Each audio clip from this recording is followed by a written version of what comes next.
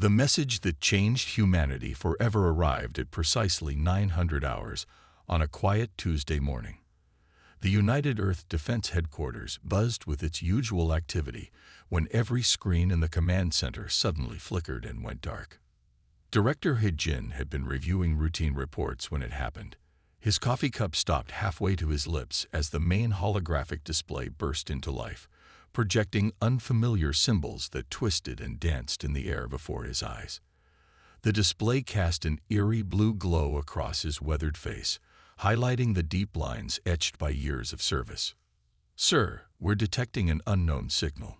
It's everywhere," called out one of the technicians, fingers flying across their console. "Every satellite, every communication device, they're all receiving it simultaneously." He-Jin set down his coffee cup with a steady hand, though his heart raced. 25 years of diplomatic service had taught him to maintain composure in any situation. "Begin standard first contact protocols," he ordered, his voice calm despite the chaos erupting around him. Commander Daho burst through the command center doors, his military uniform slightly disheveled. A rare sight for the usually impeccable officer. "Director, we have similar reports coming in from every UED facility worldwide. Whatever this is, it's global." The symbols on the display suddenly coalesced into a single point of light.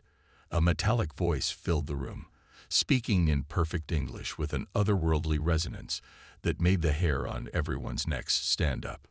"People of Earth," the voice announced, "your species has been selected for evaluation. 3 representatives must be presented before the Grand Council within 1 standard galactic cycle." Science Officer Mai Rin rushed to her station, her hands flying over the controls as she analyzed the signal. "Director, this is impossible. The signal isn't coming from any known source. It's as if it's being transmitted from everywhere and nowhere at once." He-Jin watched as Mai Rin's eyes widened at her readings. She was the youngest of his senior staff, but her brilliant mind had earned her position. "The technology behind this transmission, it defies our current understanding of physics." The message repeated itself 3 times before fading away, leaving behind a set of coordinates and what appeared to be technical specifications for a meeting point in high Earth orbit. "Get me the Secretary General," He-Jin ordered, "and contact every major government. We need an emergency session immediately." The next 12 hours were a blur of global video conferences, heated debates, and frantic preparations. The world's leaders argued over what this meant, who should go, and whether it was a hoax or a threat. But deep down, they all knew the truth. Humanity was no longer alone in the universe. As the emergency session stretched into its 13th hour, He-Jin found himself in a private conference room with Mai Rin and Daho. The 3 of them had worked together for years, building Earth's defenses against theoretical threats. Now those threats were real. "They've been watching us," Daho said quietly, breaking the tense silence. "All this time, they've been studying us like we study ants." Mai Rin nodded, her fingers nervously twisting a strand of her dark hair. The level of technology required to broadcast a signal like that, they could have destroyed us at any time if they wanted to. "Which means this isn't about destruction," He-Jin replied, his mind racing through diplomatic scenarios. "They want something else." The final vote came just as dawn broke over New York. The United Nations Security Council, along with representatives from every nation, had reached a decision. They needed to send their best, people who could represent not just their countries, but all of humanity. He-Jin wasn't surprised when his name was called. 25 years of international diplomacy had prepared him for first contact, though he'd never actually expected it to happen. Mai Rin's selection made sense too. Her brilliant scientific mind and ability to grasp complex concepts quickly made her invaluable. And Daho, with his strategic military experience and cool head under pressure, completed the team. As they left the UN building, the morning sun casting long shadows across the plaza, He-Jin caught sight of their faces on every news screen. The world now knew who would represent humanity in what could be its greatest trial or its final hours. One standard galactic cycle, Myrin mused as they walked to their waiting transport. We don't even know how long that is. We don't know anything, Daho added grimly, except that we're being judged. Hajin stopped and turned to his colleagues. No, his fellow representatives of humanity. Then we make sure we're ready for judgment. Whatever they throw at us, we face it together. Above them, barely visible in the morning light, a strange star seemed to pulse with an unnatural rhythm. The countdown had begun, and humanity's trial was about to begin. The alien ship descended from the clouds exactly 1 week after the message arrived. It came silently, defying every law of physics humans understood. The massive vessel glowed with a soft blue light as it hovered above the United Nations headquarters, casting strange shadows across the gathering of world leaders and military personnel below. Myrin couldn't take her eyes off it. The ship's surface seemed to ripple like water, yet it was clearly solid. No visible engines, no heat signatures, nothing that matched any human understanding of spacecraft design. Her scientific instruments were giving impossible readings, and she had already filled 3 datapads with observations. It's time, Heijin said softly, standing between Myrin and Daho. The 3 of them had spent the past week preparing as best they could, though how does one truly prepare to represent an entire species? A beam of light shot down from the vessel, and 3 beings materialized before them. They stood nearly 3 meters tall, their bodies appearing to be made of living crystal that caught and reflected light in mesmerizing patterns. When they moved, it was with an otherworldly grace that made them seem to float rather than walk. "We welcome Earth's chosen," one of the crystalline beings spoke, its voice resonating in their minds rather than their ears. "Please follow." The transport beam felt like stepping through a warm summer rain. One moment they were on Earth. The next, they stood in a vast chamber that defied human architecture. The walls pulsed with what seemed to be flowing metal, and the floor beneath their feet appeared both solid and liquid at the same time. Myrin pressed her hand against what appeared to be a window, watching Earth grow smaller below them. The blue marble that was humanity's cradle seemed so fragile from here. "I never imagined first contact would be like this," she whispered to Daho, who stood beside her with his military training evident in his rigid posture. "Neither did I," Daho replied quietly, his eyes never leaving their crystalline escorts. "Look at how they move. Their entire biology must be completely different from ours." Hajin observed everything with a diplomat's eye, as they were led through corridors that seemed to form and reform as they walked. Other alien species passed them by, some floating, some crawling, some moving in ways that human eyes could barely process. Each time they encountered another group, the aliens would stop and stare, then hurriedly move away while whispering among themselves. "They're afraid of us," Hojin noted quietly to his companions. "Or perhaps they pity us. Neither is a good sign." Their quarters on the ship were clearly designed with human comfort in mind, though the attempt at Earth-like accommodations only highlighted how alien everything was. The beds looked normal, but seemed to adjust themselves to the sleeper's position. The food dispensers produced perfect replicas of Earth cuisine, yet everything tasted slightly off. During their journey, which lasted what felt like 3 Earth days, they were allowed to explore certain sections of the vessel. Myrin spent hours studying the ship's technology, though most of it defied her understanding. Daho mapped out every corridor they were permitted to access, noting security measures and potential escape routes out of habit. Hijin attempted to communicate with other species on board, but most avoided direct contact. On what they guessed was their 3rd night in space, Myrin couldn't sleep. She found Daho in their common area, staring out at the stars streaking by in patterns that shouldn't have been possible. "The physics they're using," she said, joining him at the window. "It's not just advanced. It's like they're operating on a completely different set of natural laws." "That's what worries me," Daho replied. "If their technology is this far beyond ours, Why do they seem concerned about humanity? What could we possibly threaten them with? Jin entered the room, carrying what looked like earth tea but smelled like flowers they'd never encountered. Perhaps it's not our current capabilities they're worried about, but our potential. The three sat together, watching the impossible display of space travel outside their window, each lost in their own thoughts about what awaited them at their destination. The ship's walls pulsed with soft light around them, and somewhere in the distance, they could hear the musical language of their crystalline hosts. Whatever happens, Jin said finally, we must remember we're not just three people. We carry the hopes, dreams, and future of every human being with us. Myrin nodded, her scientific mind still trying to understand the technology surrounding them. And maybe that's exactly what frightens them. The journey continued, taking them further from Earth than any human had ever traveled. With each passing moment, they felt the weight of their responsibility grow heavier, even as they floated through space in a vessel that challenged everything they thought they knew about the universe. The Galactic Council's chamber took their breath away when they first entered. The room stretched so high that its ceiling was lost in darkness, and floating platforms filled with alien beings circled endlessly around a central podium that glowed with soft blue light. Jin counted at least 1,000 different species. Some looked almost human, while others defied description.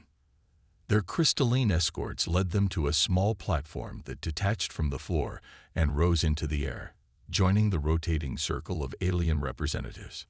Myrin gripped the platform's railing, her knuckles white as she tried to maintain her composure. Beside her, Daho stood at military attention, while Jin stepped forward to face what appeared to be the Council's leadership. The Chief Arbiter rose from a central platform, a being that seemed to be made of pure energy contained within a translucent shell. When it spoke, the Universal Translator converted its thoughts into perfect Earth standard.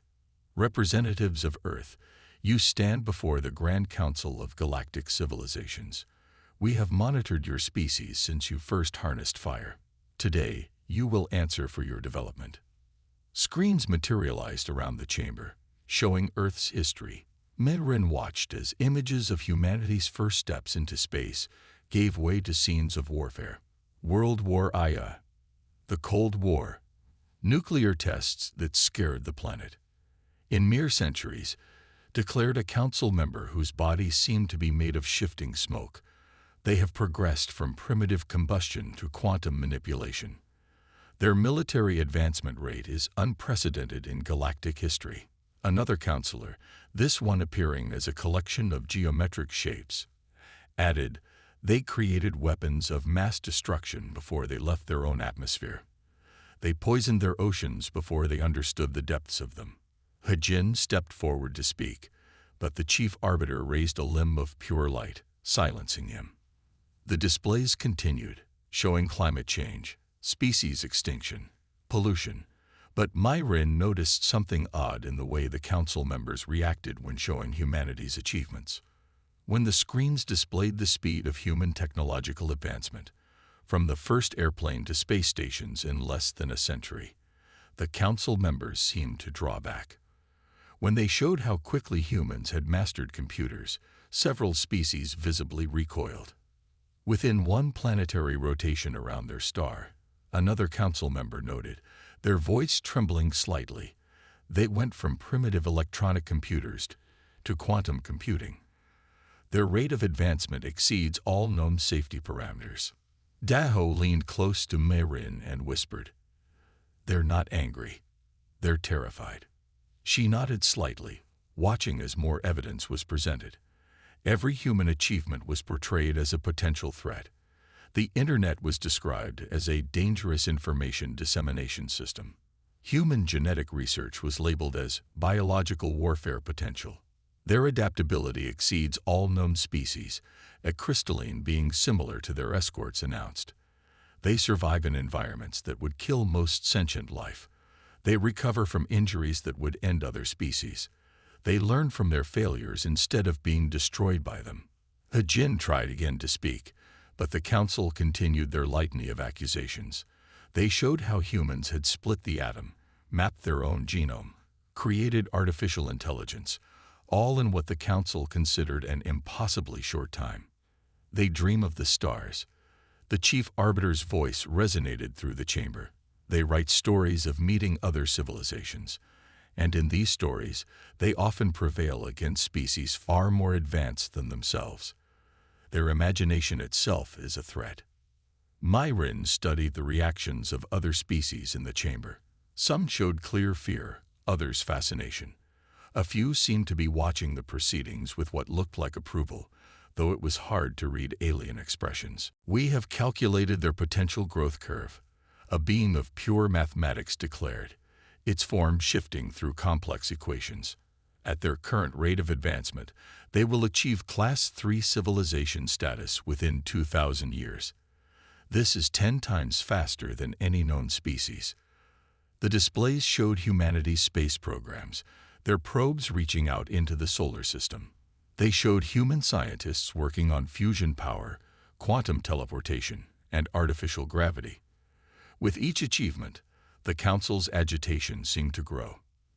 They sent music into space, one council member noted with what sounded like disbelief. They launched devices with maps to their homeworld, inviting any who found them to visit. They seek contact without fear of consequences. Myrin couldn't help but smile slightly at that. Humanity's endless curiosity, their desire to reach out into the unknown. The very things that made them human were what seemed to frighten the Council most. The Chief Arbiter raised its arms, and all the displays froze. "We have presented the evidence of humanity's dangerous potential. Now, representatives of Earth, you will explain why your species should be allowed to continue on its current path of development." Hajin stepped forward once more, and this time he was allowed to speak. But as he opened his mouth to begin humanity's defense, Myrin realized something crucial. The Council's fear might be humanity's greatest advantage, because what they saw as threatening behavior was simply humanity's drive to improve, to explore, to grow. They feared humanity not for what it had done, but for what it might become, and in that fear she saw hope. Hajin took one deep breath before stepping forward on their floating platform. The chamber's silence felt heavy as thousands of alien eyes focused on him. The holographic displays still showed images of Earth's wars and environmental damage, but he smiled with quiet confidence. "Honored Council," he began, his voice steady and clear through the translator. "You have shown us humanity's mistakes and our rapid growth.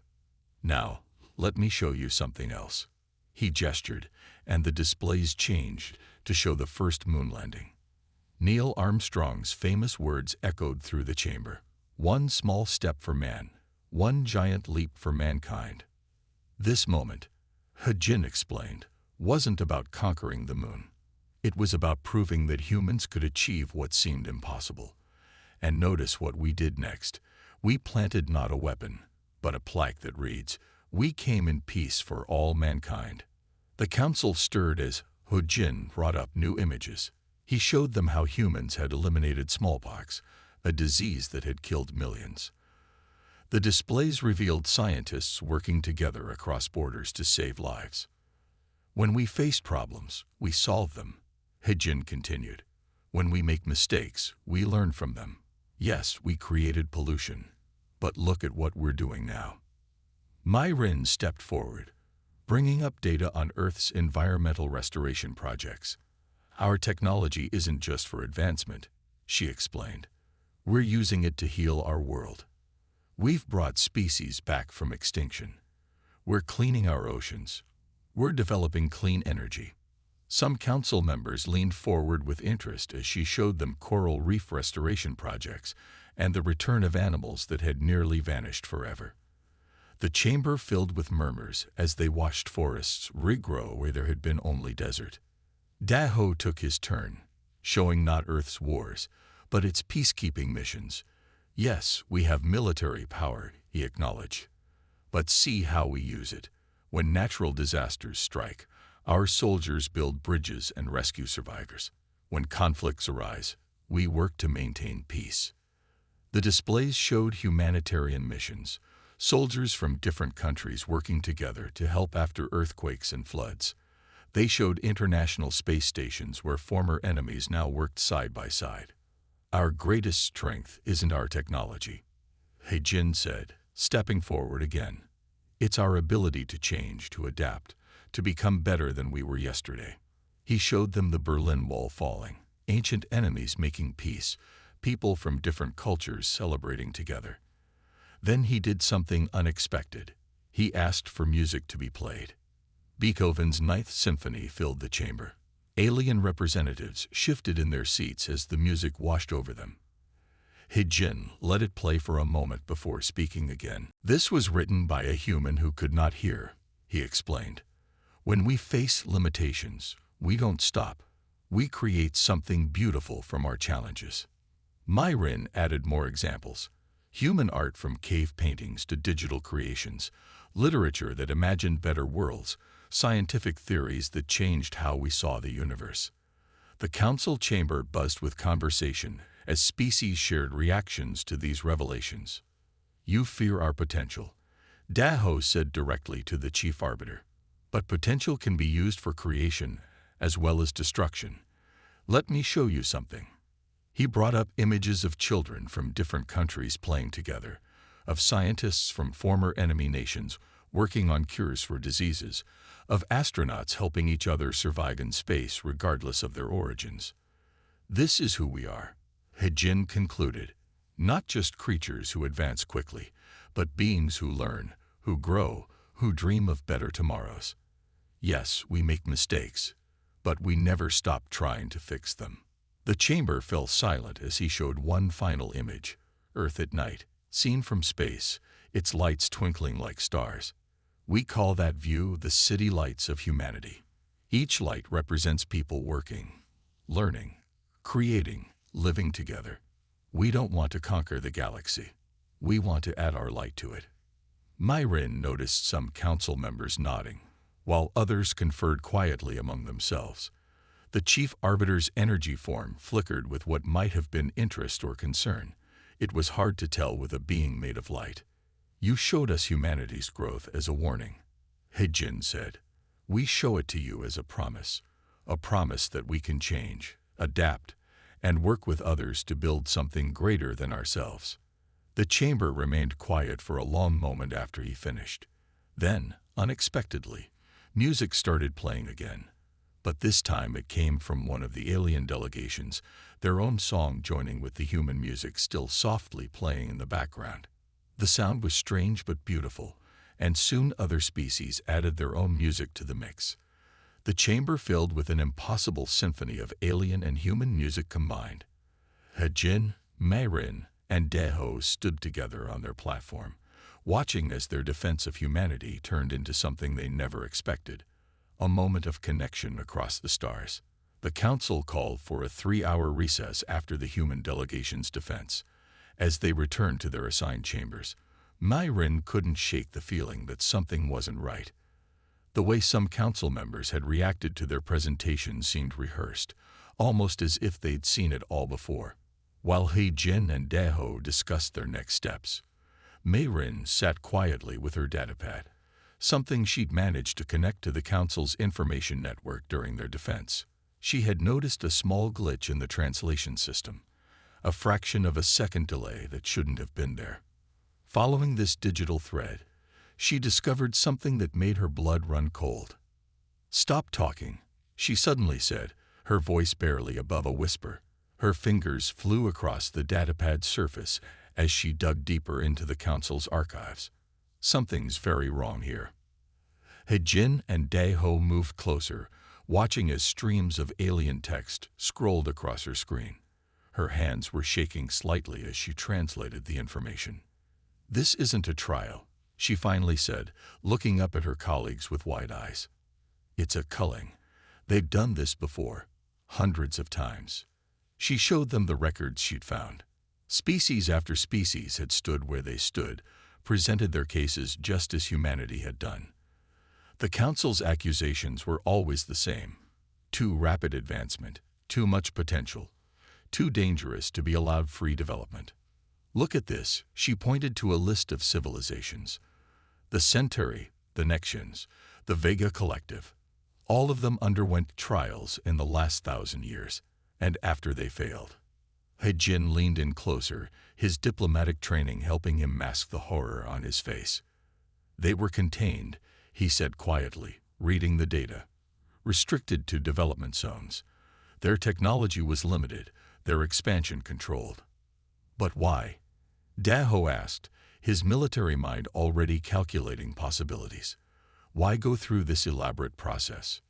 Myrin pulled up more records, these ones heavily encrypted. The oldest species on the council. They've been doing this for millions of years. They identify civilizations with rapid advancement potential, and then they eliminate the threat before it becomes one. He-Jin finished, understanding dawning on his face. The council isn't about justice or evaluation. It's about control. The three humans sat in stunned silence, processing the implications.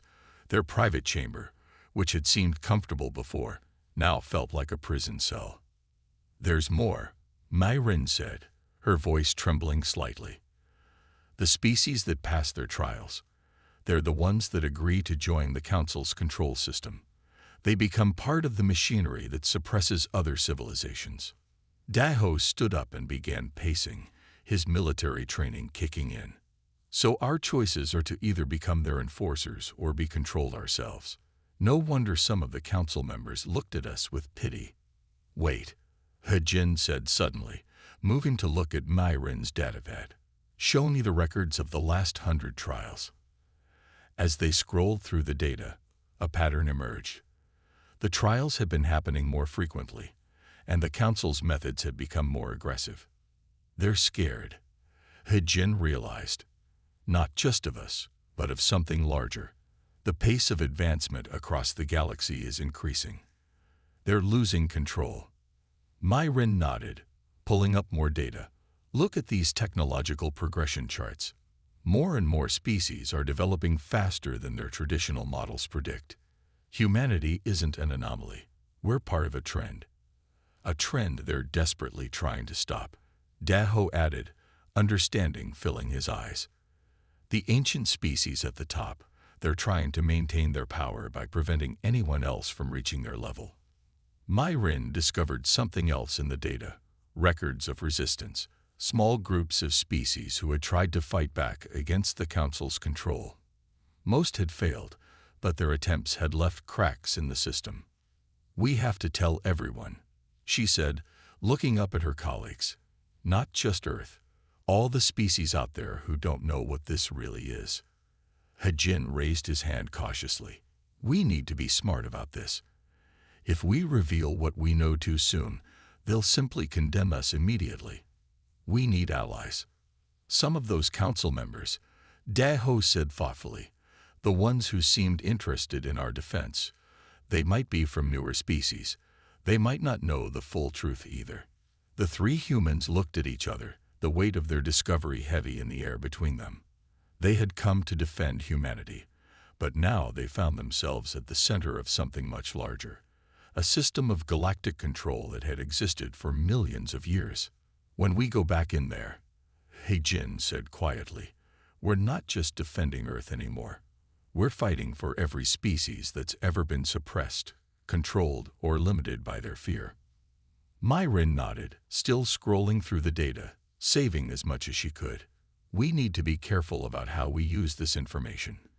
If we play this wrong, we won't, Daho said firmly, because we're going to do what humans do best. Adapt, improvise, and find a way to turn their own system against them. The recess was almost over. Soon, they would have to return to the council chamber, but now they understood the true nature of their trial. It wasn't about justice or evaluation. It was about power, control, and the fear of change. And if there was one thing humans knew how to do, it was how to change things. When they returned to the council chamber, He-Jin's voice carried a new weight. His words, carefully chosen, began planting seeds of doubt.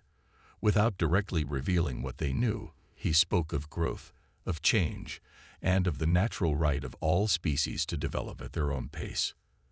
The first sign that something was happening came from an unexpected source. During a brief intermission, a representative of the Stellar Coalition, a group of younger spacefaring races, approached their platform. The being, who introduced itself as Keth, looked almost bird-like, but with iridescent scales instead of feathers. "Your words echo thoughts many of us have had," Keth whispered, its translator set to private mode. "But we've never dared to speak them aloud." Myrin seized the opportunity, sharing what appeared to be simple scientific data about human development. But hidden within the data were clear signs of the Council's suppression of similar advances in other species. The information spread quietly through the younger members of the Council. Daho noticed the subtle shifts in the chamber's atmosphere. Species that had kept to themselves began forming small groups, discussing things in hushed tones. The crystalline beings who had escorted them seemed increasingly agitated. "We're not alone in our suspicions," he told his colleagues during a brief recess. "At least 30 species have made contact through various channels. They've all seen the patterns we discovered." Hejin worked tirelessly, using his diplomatic skills to build a network of allies. He met with representatives in seemingly casual conversations, each word carefully chosen to reveal their shared understanding without alerting the Council's leadership. "The Ancient Ones watch us constantly," warned a representative from a species that looked like living clouds. "But they can't monitor everyone at once. There are too many of us now." Myrin found herself surrounded by scientists from other worlds, all eager to share their own suppressed discoveries.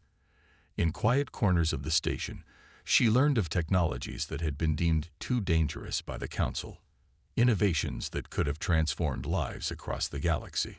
"They told us our solar energy harvesting system was unstable," one scientist revealed, their multifaceted eyes glowing with anger. "But now we see they told every species the same thing about their unique advances." The movement grew quietly but steadily. Species that had passed their trials years ago began questioning their role in the system.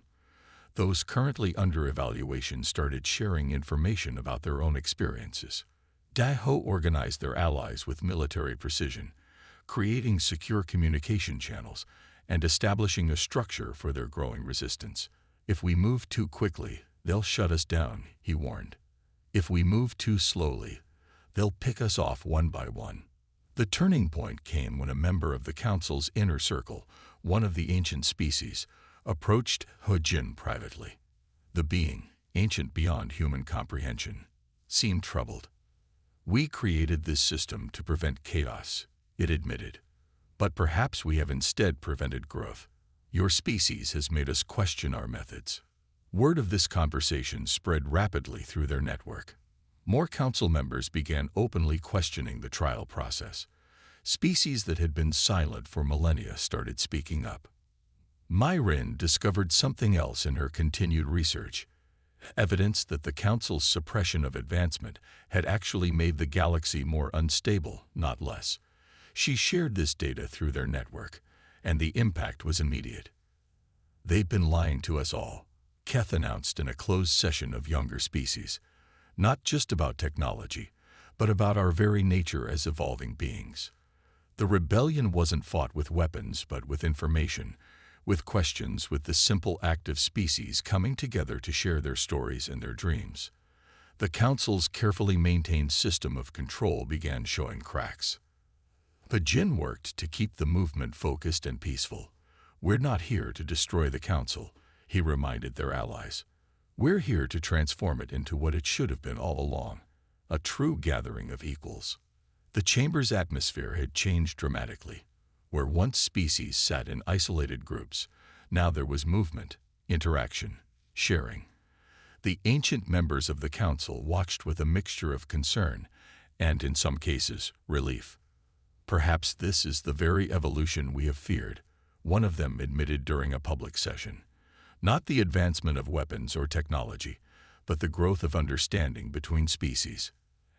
As their final session approached, the human delegation found themselves at the center of a movement that had grown beyond anything they could have imagined. What had started as humanity's trial had become a catalyst for change throughout the galaxy.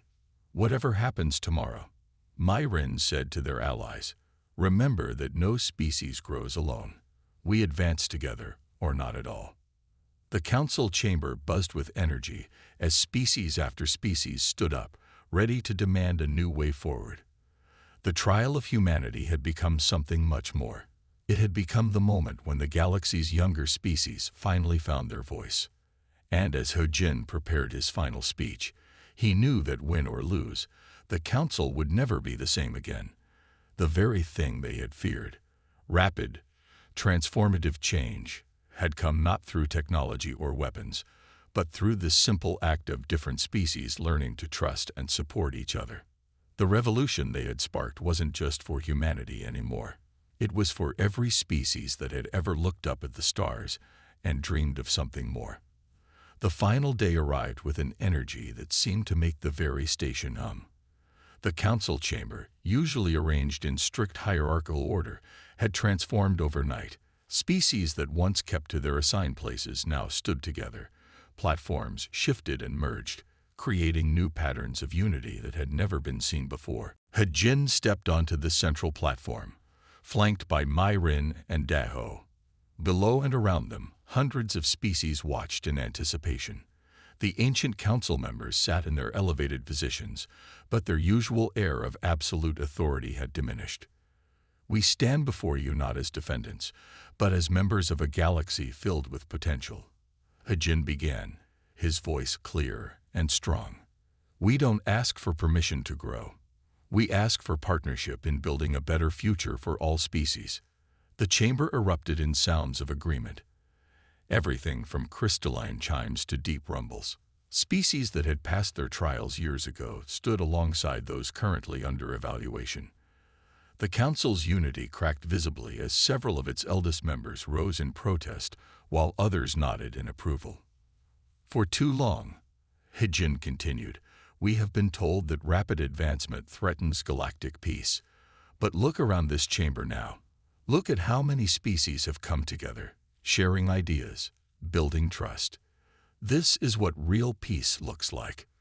Myrin stepped forward, displaying data that showed how cooperation between species had already begun producing solutions to problems the Council had deemed unsolvable.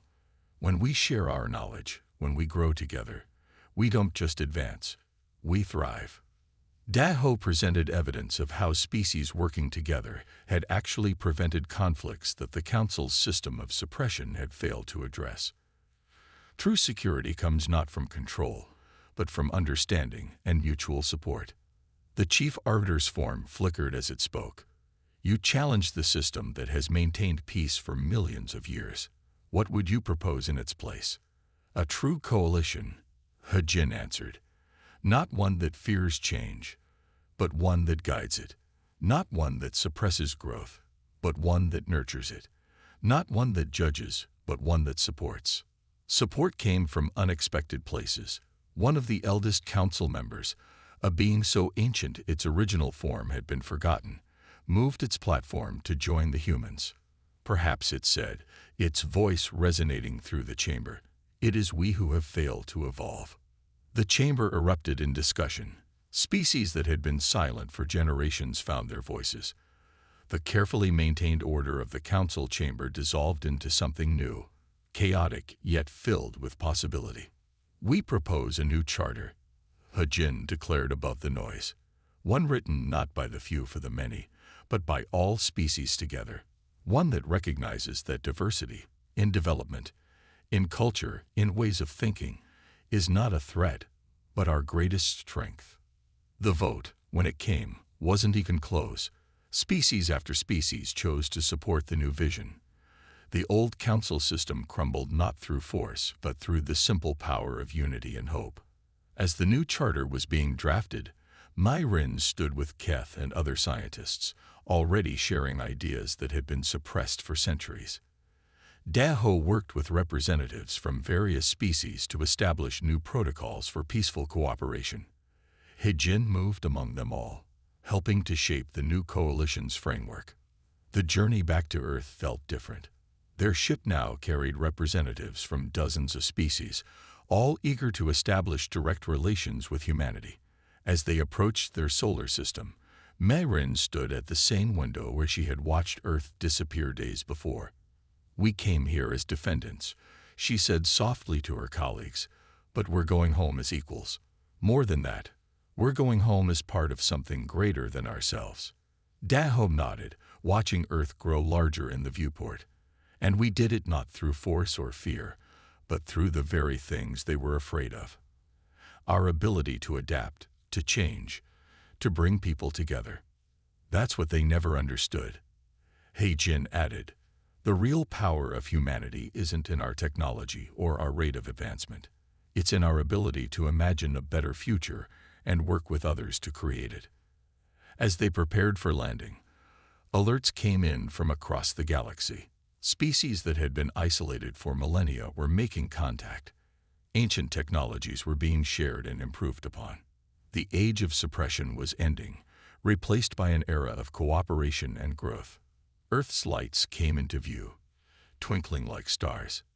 But now, they seemed to shine with new meaning, not just as beacons of human achievement, but as symbols of hope for a galaxy awakening to its full potential. The trial of humanity had ended, but something far greater had begun. The galaxy would never be the same, and that was exactly what it needed.